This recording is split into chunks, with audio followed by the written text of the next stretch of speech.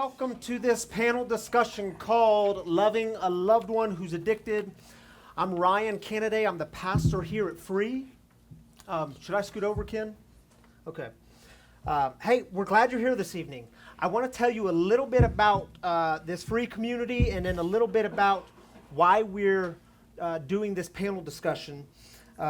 So if you're unfamiliar with Free, if it's your first time here, welcome. This is a spiritual community. Some people even call it a church. And we are for addicts and loved ones of addicts and spiritual refugees, people who feel like they've been kicked around or tossed around by religion. They feel like they haven't belonged with God, and that's why this community exists. That's who we're for. And people all the time say, why do you call it Free?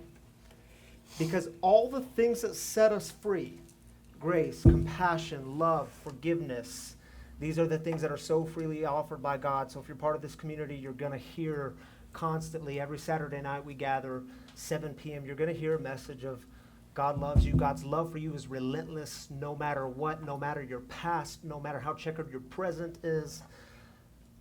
God's love for you is unconditional. So, we're a fairly new community. We just started. We moved into this space in October. We started in our backyard last summer for a 4-week pilot session. And the reason we started is about 3 years ago, I'm also one of the lead pastors at St. Luke's United Methodist Church. It's in Highlands Ranch. And about 3 years ago, I went public with my story from the pulpit that I was a recovering alcoholic, and I'm about 6.5 years sober now. And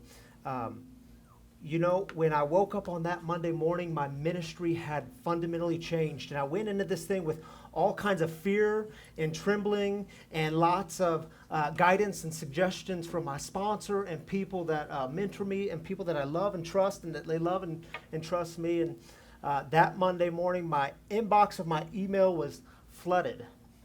And it was from people saying, hey, how'd you put down the bottle? I can't do it. Hey, what can I say to my mom? Hey, my brother is really struggling and he's caused a mess in the family. Or, hey, my son, hey, my daughter. And it was all these really screwed up people. Like, man, you guys are screwed up just like me, And so, and more things happened, but it was this reality that Tammy and I came to. Where's Tammy, my wife? Tammy's in the back. She is the bread and butter to what happens here. We do this thing together. But it fundamentally changed my ministry. And I said, man, the church has got to start talking about these issues. We have not done a good job at talking about issues of addiction in the church. And y'all know how it goes. The 12-step meetings are in the basement. And there can be a divisive wall. We just keep things divided. So as the church, we want to be talking about these issues. And the other thing I noticed was, and you see it too, people are dying. Right? People are dying. In fact, Highlands Ranch, where I live, where I'm also a pastor, Highlands Ranch was just named the heroin capital of Colorado. Highlands Ranch.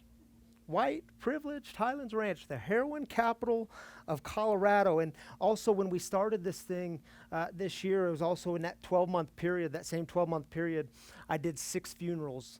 5 of the 6 were under the age of 40, people who were suffering and struggling with drug or alcohol addiction and that died in their addiction. And so all these signs kept saying, yeah, start this thing, because there's a need for it.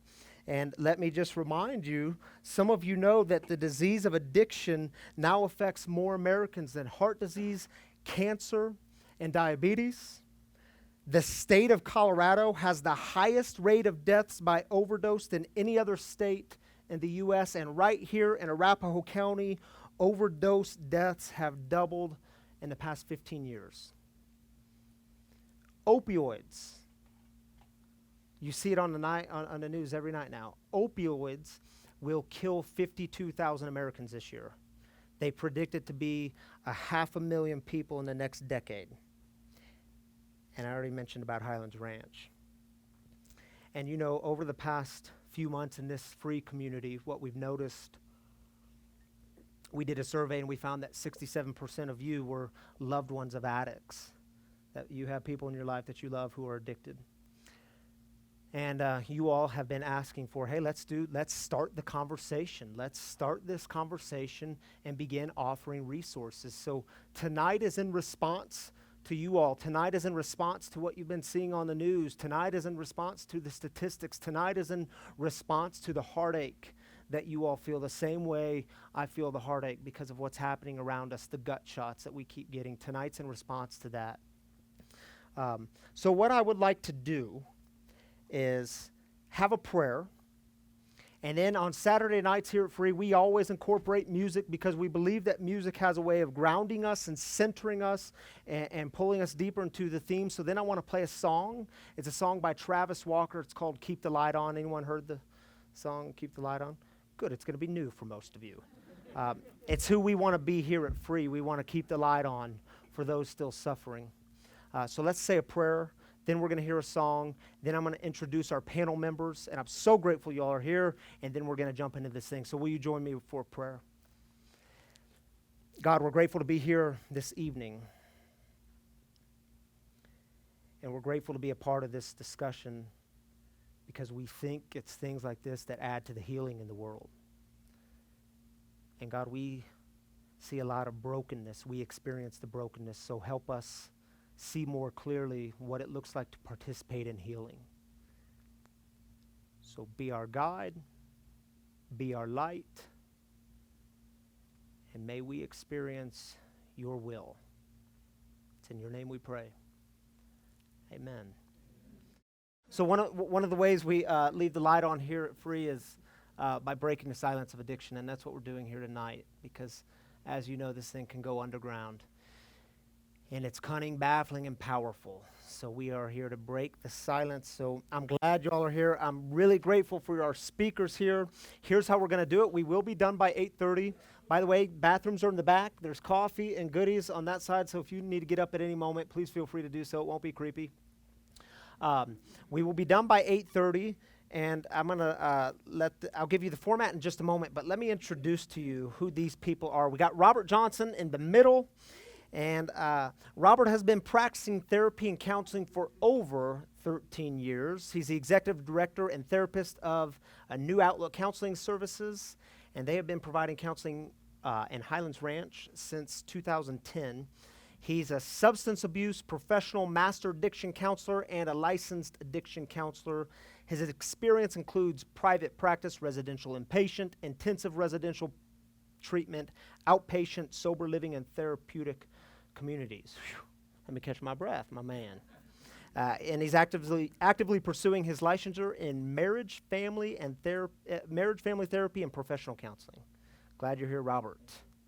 Sierra, wave. She's on the end. There you go. There's Sierra Kowalski. Do I say your last name right, by the way, Kowalski? Okay.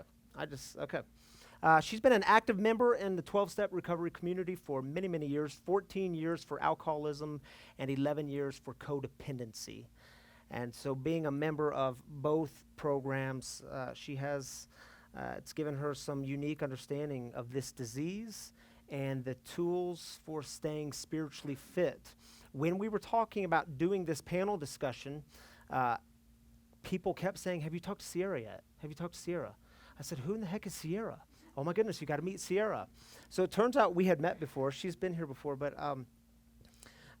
after the third person said that, I called Sierra and said, hey, apparently you need to be part of this panel member on this discussion.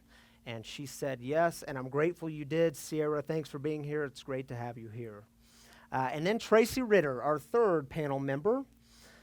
Tracy is a Colorado native and proud mother of two, and I realize your family's lives have been turned upside down in the last 8 months. You lost your son, and I'm blanking on his name. Evan, just 8 months ago to substance abuse.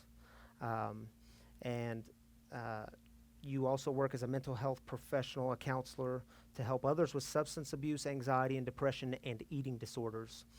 And she now travels to treatment centers, schools, sober living homes, and other places to share the story of Evan. I'm just glad you're here to share that story with us. I think it's a story we need, and I think everyone in this room also realizes it's a tender story. And you also testified at the Capitol on legislative bills relating to substance abuse in the hopes that anyone in Colorado will be able to receive the care needed for this disease without being stigmatized, which is an important mission. All right, y'all, here's how we're going to do it. We're going to have 3 different questions. Then we will save the last 20 minutes or so for a question and response to you all. So if you do have questions, hold them to the end, and we want to hear from you. But the first question we want to start with, and they're each going to have 5 minutes apiece. Now, Sierra did text me and say, hey, if I took like 6 minutes on 2 of them and took 3 on the last one, is that acceptable? So we have a perfectionist here, and I said, absolutely, we are going to roll with that. So I will give a 1-minute warning. Sierra gets the exception of getting 2 extra minutes on the first 2 because she's going to take 3 on the third one. However that works out. The goal is we're going to be done on time, and it's going to be good because each person's going to get to share some of their story. So 5 minutes. We're going to start with Robert. And the first question is, why are you here, and why is this topic compelling to you personally? Well, thanks for having me again. When you first asked me to be a speaker, I thought about the topic, and boy, I know family members, teachers, students, all have been affected by some sort of addiction. For me, my story was I was the one that was addicted. So I put my parents and my brothers and sisters and everyone else in my world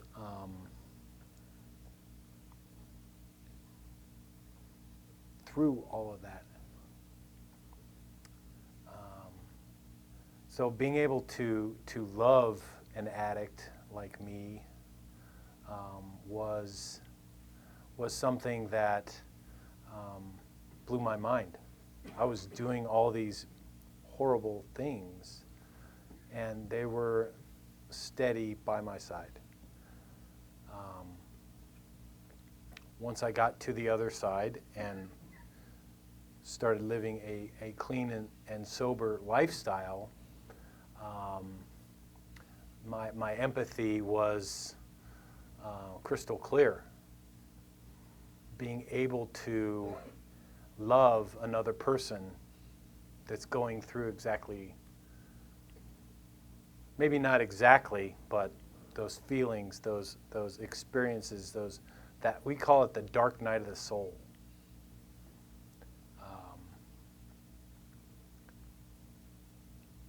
When I was in treatment, there was a family day. I went through the Stout Street Foundation.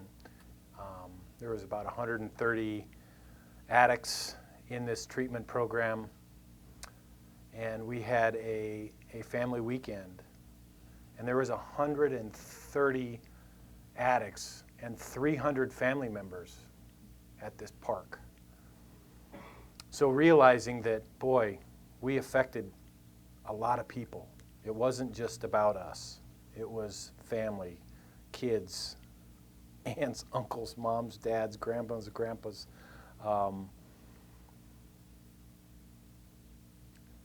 when I saw that and experienced that wholeness of that love coming back, I knew that I wanted to help.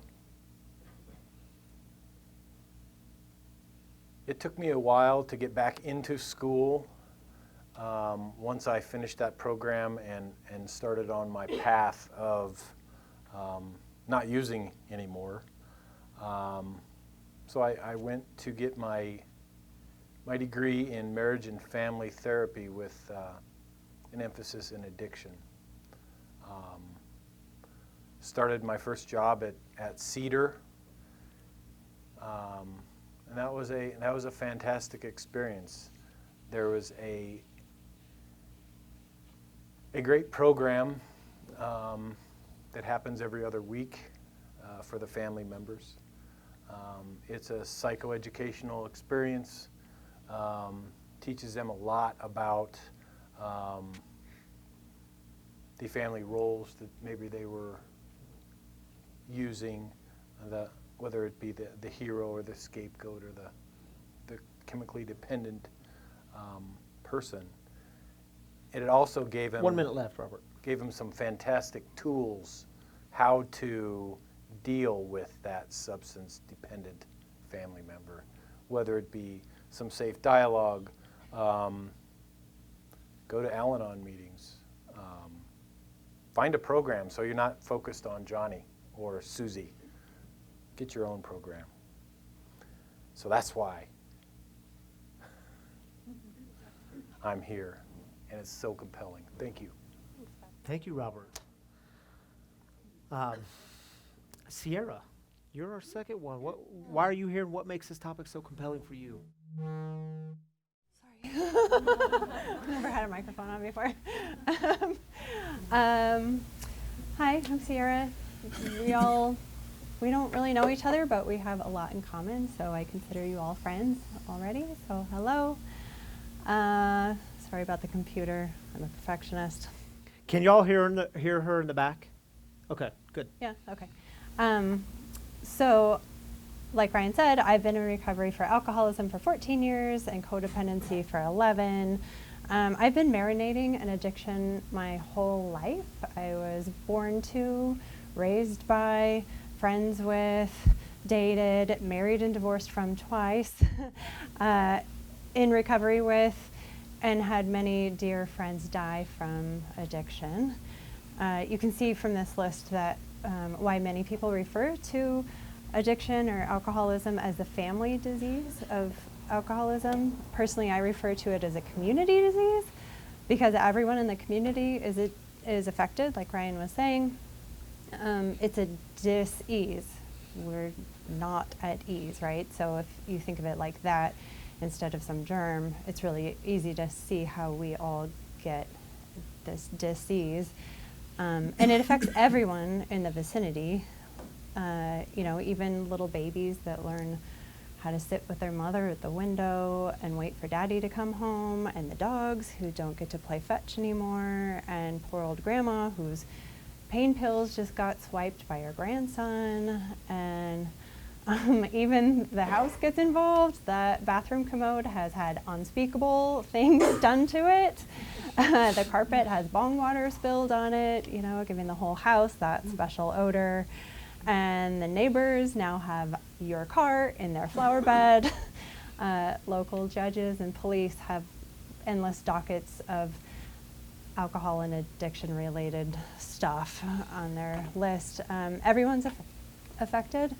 And as we know, it's a mighty hunter, cunning, baffling, powerful, and it's patient. So every year that I'm in recovery, that disease is right outside my door doing push-ups, waiting for me.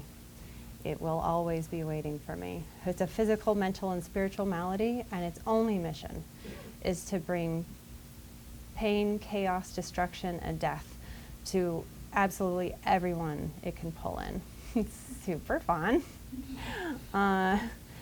During my time in recovery, I've come to see addiction not as something caused by the substance abuser. I know this is like my own personal thing, but I don't see it as something caused by the substance abuser, but more like this hole in the soul, and it's like this black hole, right? And it just swirls around the earth, everywhere, all the time. No respecter of intelligence, status, age, personality, time, clean. It just wants everyone, anyhow, anytime. And black holes have this enormously strong pull, so strong it can suck in light. And that's just what it feels like when it's around, right? It's like sucking all the light out of the world, and it's going to suck the very life out of us. And so it wants everyone. So one person gets the bottle, one gets the pills, one gets the pipe, the needle, one person gets the addicted spouse, one person gets the addicted child, the grandmother, the friend, the sibling. We're all in this together. And obviously addiction isn't limited to substances. It can be food, shopping, gambling, power, status, anything that a person can use to make their higher power something that seems to have control over their will and their lives and their thoughts and their actions. And it gets the users and the people around them through the same methods, right? Through obsession, isolation, denial, anxiety, dread, shame, guilt, panic, anger, fear, grief, insanity, physical demise, broken relationships, and broken hearts. It's the great obsession of the user to control their use, and the great obsession of those around the user to control the user. And that's why it's important to me. And I'm so glad you're all here tonight together, because my personal feeling is that damn black hole can't have us all. It can't have us all. It's going to get some, but it can't have us all. So that's it. Sierra. Thank you, Sierra. Tracy, tell us why you're here and why this topic is so compelling to you. Yes. Thank you. Sorry. Too many things here. Sorry. You might want to fix your necklace. It's on your mic. Thank you. There you go. Very good. Thank you for having me this evening. My name is Tracy, and as you heard, our son Evan passed away in October of 2018 at 25 years of age. So it's been a life-changing experience for all of us, and my family's here. So my husband is here, my sister, and my daughter Tori. So they're all here, which some of my family. So that's very special to me also. Evan's story is much more than 5 minutes long, clearly. But I do have some pictures of him too, just some photos. Ev and I. These are very casual, just random photos we've taken before. But I like sharing photos because I always think it's important so that you see who the person is, and see his picture for who Evan is. And he is my beautiful boy, and that is what brings me to you, because I want to share him for who he is, not his addiction, but who he is as a person. And I think that's very important. That's with his sister Tori. And just a few others. Evan, and what I want to do in this first question is tell you a little bit about Evan. So, you know, the kind of person that he was. And a couple more. This is our dog, Dodger, and this is in Taos, New Mexico, taken there more recently. And then Evan. So Evan was just like a God's gift to me, you know, my first boy, and always so much fun. He always loved to be the spotlight for attention. So he loved to be in front of the camera, loved to put on silly faces as a kid, loved to be Dad's best boy. They would do so many fun things together, go places, share experiences together. And we got Evan, like many families do, involved in the youth sports, the football, the soccer, the basketball. He very much excelled at football and loved playing competitive sports when he was younger. Just a great childhood, and he would say that. And he loved the simple things too, going out, playing in the sandbox, playing, what's it called? War with his army men, you know, doing dress up, doing all kinds of silly things. And he always would admit he had the greatest childhood. So I love remembering and cherishing those things, and I brought some pictures of those times too when he was younger also, if anybody wants to see those later. And Some of the characteristics that I like to think about of Evan, and I know my family could even probably share more than what I'll share. Evan was always, first of all, the kind of person that would be honest with you. He's not going to tell you something that's not true about his character. He was a leader, a standout leader. He never wanted to be a follower to other people. He'd have a mind of his own. He'd stand up for what was right. He was our protector. And I do still feel like he's protecting us, even in heaven. And we've all remarked on that. And I'll share a little bit more of that later. Evan was loyal to his family. Family was everything to him. He was kind. Adults loved his company, loved how mannerly he was and how great he was getting along with other people.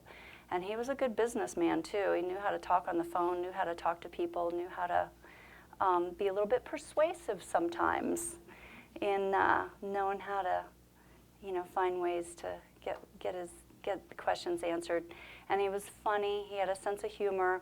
We always loved having him come home and hearing him whistle, because we knew, okay, Evan's here. He's in a good mood. He's whistling. Everything's good. So I'm just trying to share a little bit about him and the person that he is with you so you understand him. Unfortunately, Evan, as life went on, like many young people, got involved with drugs, starting with marijuana in his middle school years. And that led to more, led to the high school drinking and partying and those kinds of things. It wasn't until after high school that he tried heroin. And unfortunately, that's how Evan passed away, was from a heroin overdose. So he struggled with it. He went through recovery twice and was clean and recovered well. As Sierra mentioned and Robert mentions, it's with you forever. It's a challenge. It's a life challenge. And unfortunately, it got the better of him. But I want to always continue to treasure the moments with him and try to have a purpose and share Evan's story for the man that he was and is and always will be to us. Thank you, Tracy. And I want to get into that a little bit, because when we were thinking about this discussion this evening, it's this idea of how do we love them well? What does it mean to love them? And what pitfalls do family members and friends and the loved ones fall into when we try to love them well? And so, Sierra, I want to throw it to you for the first one, and the next question is, where and how do loved ones experience the success or peace in loving the addict, the one who's battling the addiction, and what are the common pitfalls that we fall into? I'll talk more about the peace in the next question, but I could go on about pitfalls for years. So, we really, truly do love our addicts. We love them so much that we lose our minds when we sense that the black hole is circling them, waiting to take them away from us forever. Us loved ones of addicts can be thought of as co-alcoholics or co-addicts, because when they take a drink, we go crazy. We can be thought of as codependent because our state of well-being becomes dependent on what they're doing or not doing. We tend to come into recovery for co-addiction, terrified, exhausted, hopeless, resentful, and kind of angry, because we're the good ones, right? Like, we're the ones that keep everything together and check all the boxes, and without us it would all fall apart. And how did their problem come to ruin our life? And how could we possibly need help? They're the ones with the bottle in their hand. How could we need help? We just need to know how to help them, right? So we're the ones who behave and keep it all together, and of course that might be true. So I'll make a confession here, and maybe I'm the only one in the room and none of y'all have done this, but some of the solutions I have tried that have turned out to be pitfalls are sweet talking, treats, promises, bribes, lecturing and explaining to within an inch of their life why I am right and they just need to get on my page. Just basically badgering them to death because everyone loves to be badgered. We should do a show of hands on this one, right? Yeah, Who's love to be done badgered. this?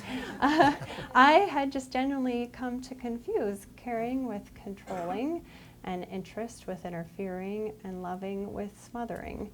And what I had done, honestly, by mistake, and let me just be clear, I've been in recovery for this for 11 years, and this is still a current issue. I get caught in all the time. It's progress, not perfection. I have looked, but I don't do this so much anymore. So I used to look, by mistake, look to the addict as the problem and therefore the one who must be fixed and controlled. And I'm trying to control the black hole by trying to control my loved one and really just getting it nowhere. And so just picture for a second trying to control a black hole or a hurricane or tornado with love and bribes. Like Hurricane Katrina, I'm out there trying to control this with love and candy. Like, yeah, good luck. I mean, it's pretty nutty, right? And it seems pretty futile and actually kind of dangerous. I might get hurt in this scenario. So I'm doing the same things harder, doing more and more of what doesn't work. Does that sound familiar to anyone? Some of you may have heard that is the exact definition of insanity, doing the same thing over and hoping for a different result. So in some methods for codependency, we take an inventory of ourselves, because we've taken their inventory like 1,000,000 times. So we take a look at ourselves, and I'll just illustrate with a little story how taking my inventory highlighted one of my funniest character defects. Funny in hindsight, probably not funny when it's happening. It turns out I have a wicked resentment against the principle that you can lead a horse to water and you can't make it drink. I hate that. Now imagine a gorgeous meadow, lovely summer day. My dear beloved horse has gotten hooked on this poisonous grass in the meadow, and now my horse is very sick. So I'm leading him to a beautiful stream in the meadow, and the stream is significant in this story because I was taught as a Christian that anytime we see water in the Bible, it represents God consciousness. So crossing or submerging the water represents a change towards God consciousness, right? So the water flows out of the temple. Crossing the Red Sea is crossing from a slave mentality to a free mentality. Noah's flood was a complete psychic change where the whole old consciousness and way of living died completely and a whole new way of living with God takes place. Baptismal waters wash away our old life and give us a new Holy Spirit. You get the idea, right? The water is super important. So in this little story, the stream that I'm leading my horse to is recovery, spiritual awakening, making us able to live again, resurrecting us. We go to the stream and I start insisting that my beloved horse drinks it. He needs to. This poisonous grass is killing him and therefore killing me. And I start by sweet talking him, and then I gently, sweetly guide his precious head down towards the water, and he's just not interested. And I try hinting and demanding, bargaining, pouting, silent treatment, screaming, leaving, coming back with conditions. Anything I can think of, right? And next thing you know, I'm yanking his head down by the reins into the water, and I'm on top of him, pushing him into the water. And I was, yeah, you guys, you've experienced this, I can tell. And I'm aiming to be a horse whisperer, but somehow I've begun waterboarding my poor sick horse. So in my desperation, I pay a barn a lot of money to lock up my horse in a stall for 30 days, and they will make him drink the water. And for 30 whole days, I can breathe and sleep and daydream about how great it's going to be when I have my horse back all healthy and off that grass for good. And I pick him up so hopeful and excited, and he goes right back to the poisonous grass. So I am devastated, defeated, I am powerless. But I am more determined than ever. So this is a pitfalls part of the story, and I will talk about what I learned to do with this mess in the next section. Thanks. Thank you, Sierra. So, Tracy, same question to you. Where do the loved ones experience that success or peace, and what are the pitfalls we experience along the way? Sure. So I have to put my glasses on for this one. I believe that peace is in educating others on the dangers of drug use through Evan's story and Evan's journal entries. So one thing that Evan did leave us were some of his journal entries, some things that he wrote down, his struggles in his life as he saw it over the course of years, probably since the time he was about in 9th grade, throughout the years, until his last journal entry was in January of 2017. And he wrote sometimes more than other times over the years too. And I do feel blessed to have that, because he shared some things that he didn't outright tell me about and want to share to especially me, his mother, because he was afraid that he'd hurt me probably the most. And so I do want to read a few of the journals to you guys, a few things that he said that came from him. And although Evan, as I mentioned, went through recovery twice, and when he was 20 years old and then 23 years old, do I have that right? And he went through treatment and then recovery, I meant to say.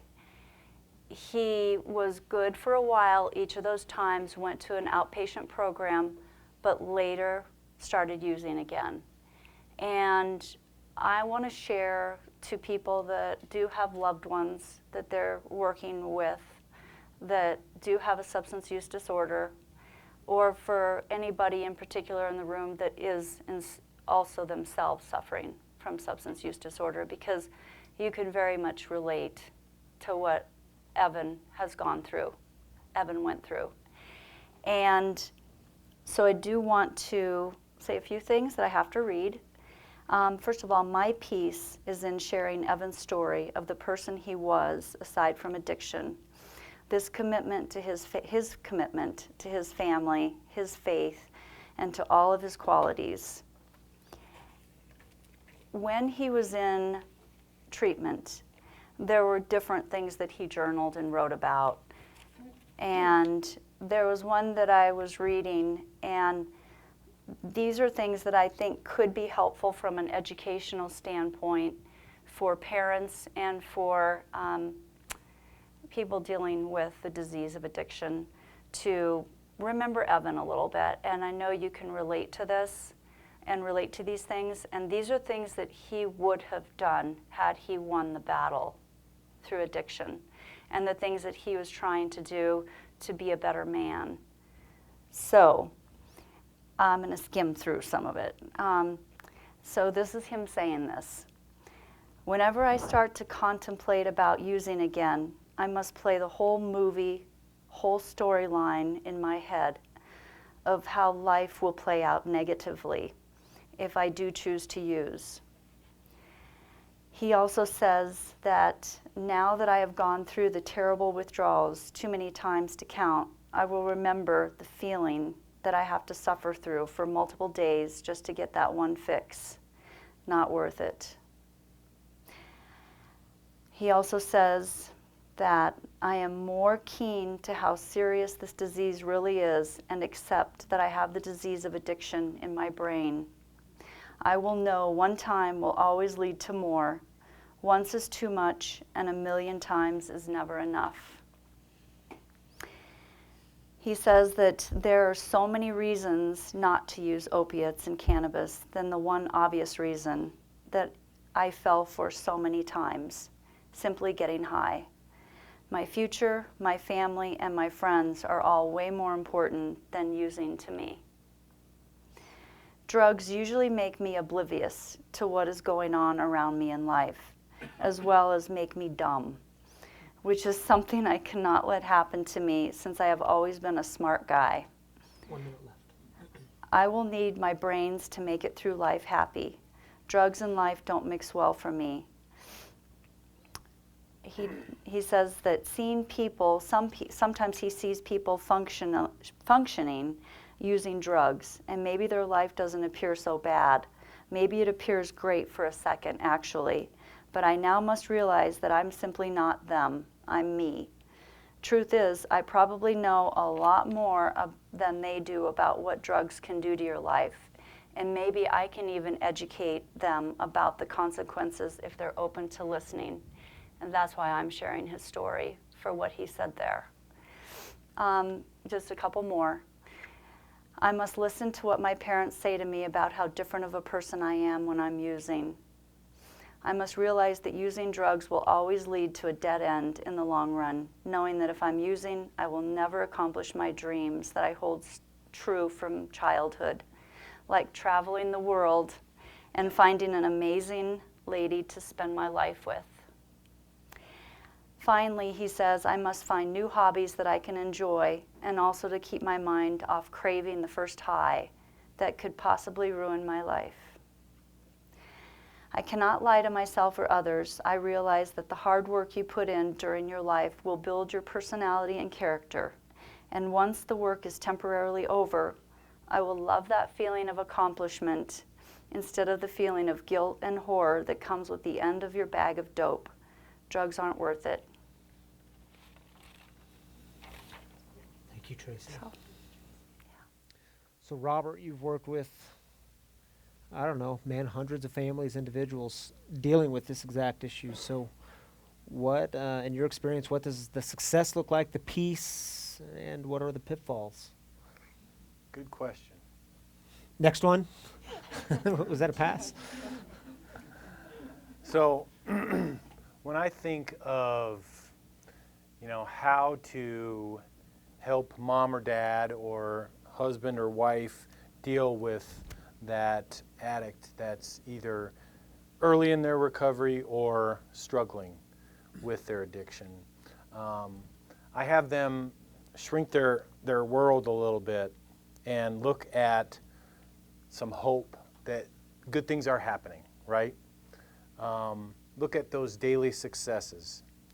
And it's all we have anyway is one day, right? So starting today, I'm not going to use, and hopefully their loved one is doing the same thing. So you look at those small successes.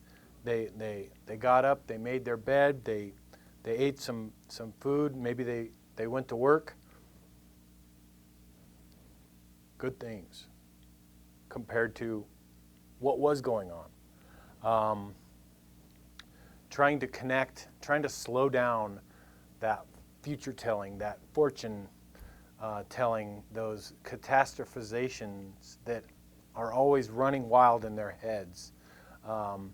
Connecting their thoughts and their feelings to their behaviors. And once we figure out what's going on, what's working and what's not. So if we can, take a ledger and see all these positive experiences and what were you thinking, what were you feeling, and what happened, let's try and repeat those ones instead of the bad experiences. Let's try not to repeat those. It's going to happen, but as long as we have more positives than negatives, that's a good thing. Trying to instill some acceptance. Those 3 C's. You can't control it, you didn't cause it, and you can't cure it.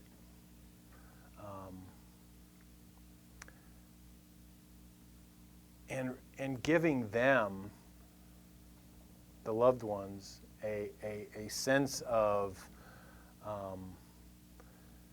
laying their head down at night knowing that they're safe, that they don't have to worry, that they're doing all the things they're supposed to. Having a different perspective instead of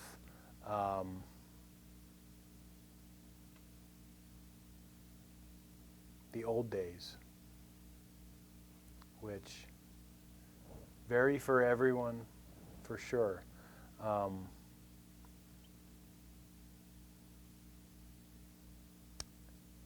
Making that decision to make each day positive. You can start your day over anytime you want. So getting out of bed on the wrong side, yeah, it can happen at 4 in the afternoon too. Just remember, I'm going to start over, Sorry for what I just did. I'm going to make better choices next. Those pitfalls that I know I fell into, that my parents fell into, directing me, snooping, going through my stuff, supervising me, making sure I'm going to work, making sure I have money in my wallet, demanding that I do everything that they say, monitoring, like the POs and the, call mom the PO. I need to do a UA, okay. Enabling, giving me money when I don't deserve it. Worrying, fortune telling, of course, manipulating. And the last one is kind of counterintuitive, I believe, is not saying anything when you're worried. When you see those warning signs, those flags, those red flags and those triggers come up, not saying anything, just letting it go by. That's a common pitfall, for sure. So be able to say something when something's happening. Like that, if you see something, say something in New York subways or whatever it is. Wherever you see it, say something. That's it. It's interesting. Y'all are, I think, talking about this issue of control, that we actually can't control the addicts in our midst, right? Not to bring Jesus into it, but to bring Jesus into it. It's funny, and I'm preaching on this Sunday, this text of don't give what is holy to dogs and don't throw your pearls before pigs. And it's this issue of when you're trying to control others, when you can't entrust others into the loving care of God, it's as ridiculous when we start controlling and manipulating and forcing. It is as ridiculous as giving holy things to dogs and throwing our pearls before pigs. They don't know. So like when you talk about bringing them to water, man, if they would just drink, you might have that solution, right? But when we try to force it, it's like waterboarding. It doesn't work. It's ridiculous. It's your pearls before pigs, and it's wasting energy. But okay, rant over. We're going to move to the third question. Speaking of faith, so we are a community of faith here, so I don't want to dodge the question, and Tracy, I want to start with you. As people of faith and communities of faith, what is your response to the question of how do we love the addicts in our midst well, and what is our response? So what's your response and what's our response collectively? Does it make sense? That question makes sense? Her response, our response. Just have to go to where I wrote some stuff down. Sorry.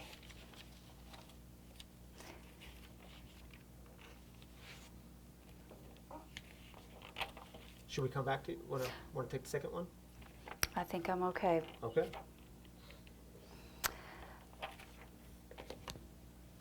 I think, first of all, the way that I need to look toward life and to go forward with faith and communities of faith, be part of communities of faith, and loving Evan is one day at a time, is taking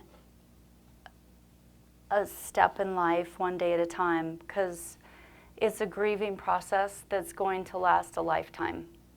So there's going to be good days and not so good days. And we've definitely experienced those, our whole family.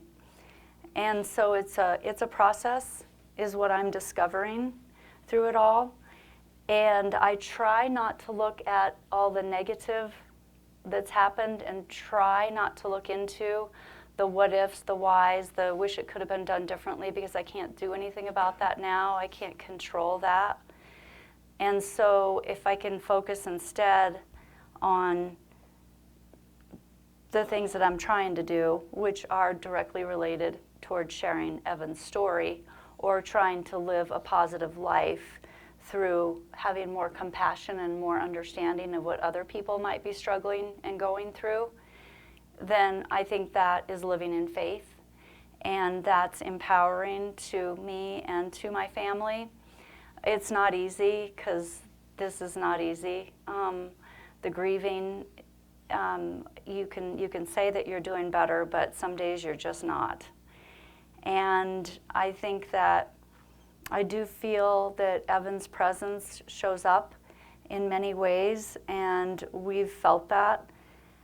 I think that I like to talk to him when I go on walks, and I talk to God. And I know that Evan had a strong spiritual faith himself, and that really gives me strength, knowing that he was spiritual and he had a belief in God, and we were raised to believe in God too. But I think even on his own, in his personal quiet time, he prayed to God a lot. And I know that from his journal entries and just in conversations with him, he was spiritual. So the ways that we also feel the presence is through symbols sometimes, and looking at the beauty of life around us, being more in tune with nature, doing things that we know he liked doing, and the things that we did as a family, like going hiking and feeling the presence of God in our hikes, and with the symbolisms of hawks, and with the sky, and enjoying the beauty of flowers, and seeing all of that that's important to look at and to recognize. Kind of like taking the simple things and not taking them for granted is our belief and our faith. And I think that my faith is extremely important to me now more than ever in getting through this, because sometimes what I find myself doing is just saying, I don't know what to do, help me, God. I don't have the answers. And I tell my daughter and others I don't have the answers. So hopefully faith will get us there, and over time. And then there's one thing, again, from Evan's journal I just want to share with you because of his faith, and one thing that he said from that. I won't read it all, but he does say that he says that treating others with understanding, of knowing you never know what demons someone might be facing, and compassion, more than I was in the past. He's saying how important this is to him. Yet, he says, I still have a long ways to go. It's still easier for me to journal about my struggles than my accomplishments. The addiction to substances is still present, even though I've learned how to manage it better, and I understand the consequences and reality more thoroughly now. It's not crazy I attempted to quit cannabis 8 years ago, and just this last weekend I put it down for what I hope will be dedicate my life to it for good. It's addiction. It's more mental than it is anything else. I get down on my knees and I pray every night, asking for the courage to work through achieving my dreams, asking for the protection of loved ones, asking God to forgive me of my sins. He's answered my prayers more than I'd like to admit. Sometimes God works in mysterious ways, and I definitely agree with that. And he wrote down Psalm 23, and this is from him. The Lord is my shepherd, I lack nothing. He makes me lie down in green pastures. He leads me beside quiet waters. He refreshes my soul. He guides me along the right paths for his name's sake. Even though I walk through the darkest valley, I will fear no evil, for you are with me. So that's what I want to say about my spiritual faith. Thank you for that, Tracy. Robert, as people of faith, as communities of faith, what's your response to how we love them well? What's our response?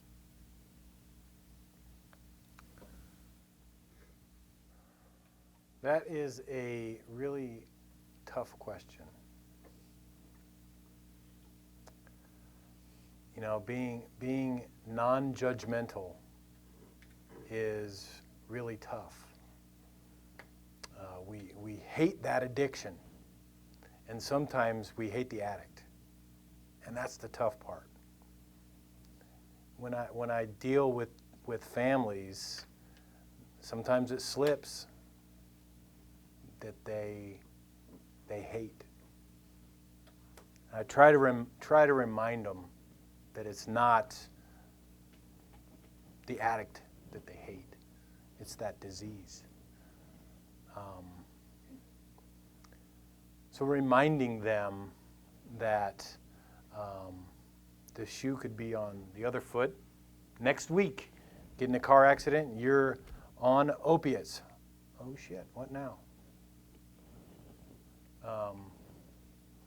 Excuse me. You're good, man. What the hell? So I believe loving them until they can love themselves, showing some compassion, of course, and being able to help themselves, helping people help themselves. That was a credo of the program that I went through. And it is as true today. Being able to hold someone accountable and responsible helps them. It doesn't hurt them. Give them some tools to live. Show them that you're holding yourself accountable and being responsible also. You're not just being a jerk. You're like, oh, well, this is what we do. This is what we've been teaching you since you were 5. You know? Don't lie, don't cheat, don't steal. If I do, I'm going to tell you, right? That's a new concept for an addict in recovery.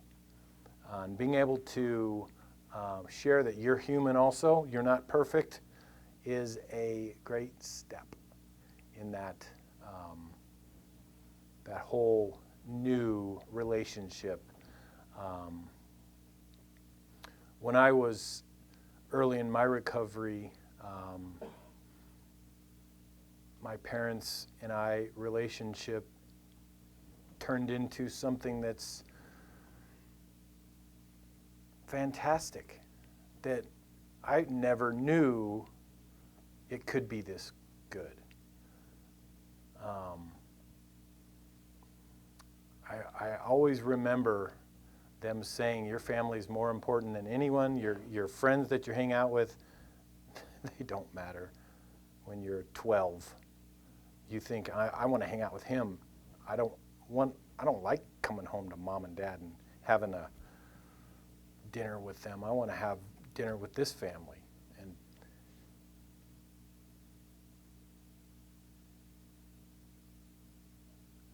the values and the morals, they all came full circle for me.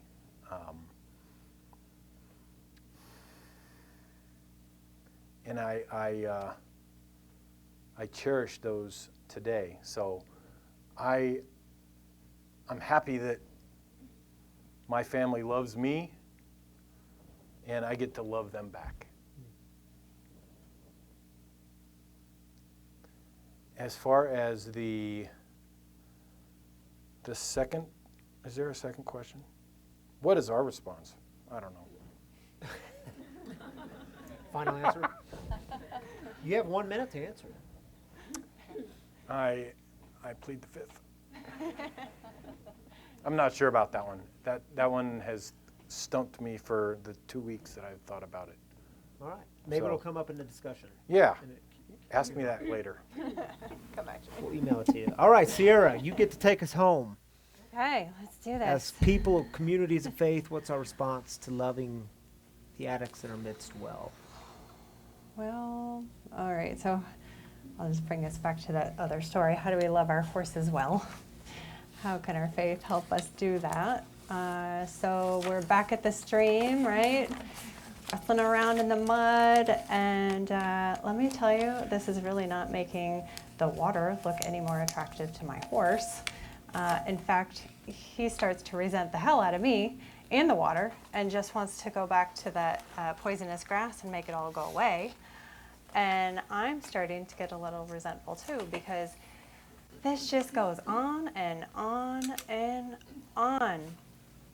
And I am tired. I am just plumb worn out, and I need a damn drink. I need a drink. I need a drink. Oh, okay. So I fall down on my hands and knees and humbly scoop up a drink of water. And it feels good. It's refreshing and it eases my pain and exhaustion. And for that split second that I was drinking, I had to take my eyes off my horse. And we both survived. So I take another drink and another. And now I just start to splash it on my arms and face. And hell, it feels so good, I just jump in and swim around. And I feel alive again. I was blind, tunnel vision on that horse's mouth. But now I see, right? I see that this dream is beautiful. The sky is blue, the meadow is green and full of flowers. And there are other people in the world. I had completely forgotten about all of them. But they're playing in the stream too. And it's fun. I start to remember how to speak and to share with other people who understand me and my horse, because they all have horses too. And I remember how to laugh. And I remember that God is alive and working in the world and has been this whole time. I just forgot about him and made my horse my higher power. So I become willing to just turn my horse over to God and see what he can do with him, because I can't get a damn thing going here. And it feels kind of like a defeat, but also like a strength to just stop the denial and just get in line with reality. Just let reality be what it is, even when it's not what I want. It brings a deep sense of relief and serenity to just trust in God again. And now a huge burden has been lifted off of my shoulders because I don't have to fix it. I can't. I tried. If love could fix every illness, no one would ever be sick or die. Love can't stop it, but it can ease the suffering of everybody involved. So I learn to love with a loose grip. No more suffocating grip on the reins. How can anything grow and live inside a suffocating grip? I learn to accept, not approve, just accept life on life's terms and stop the fantasies that I have the power to control a black hole. And instead, I turn my whole self to the healing waters. I have a complete psychic change and I am healed. And maybe a little of this will make the water a little less scary to my horse. Maybe it won't. Maybe we learn to live together in a better way, and maybe we don't.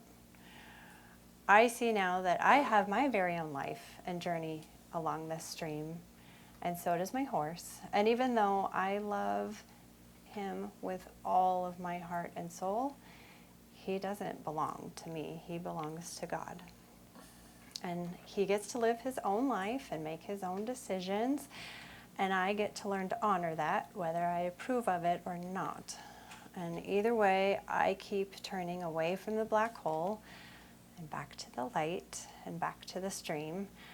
And when it's all said and done, each day I can choose to cooperate with recovery, or I can choose to cooperate with the disease. So I lead the way by living the way, and I can only drink for myself.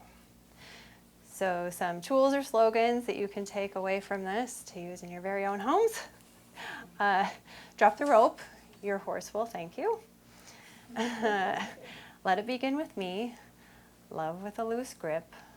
Let go and let God. Acceptance and approval are not the same thing. I didn't cause it, can't control it, can't cure it, but I have choices, and my choices contribute to it for better or worse. And you can lead a horse to water, but you can't make him drink. So I am really grateful for all of you being here tonight, and may you all learn to live and swim in the living waters. Thanks, I'm Sierra. Thank you all for being here.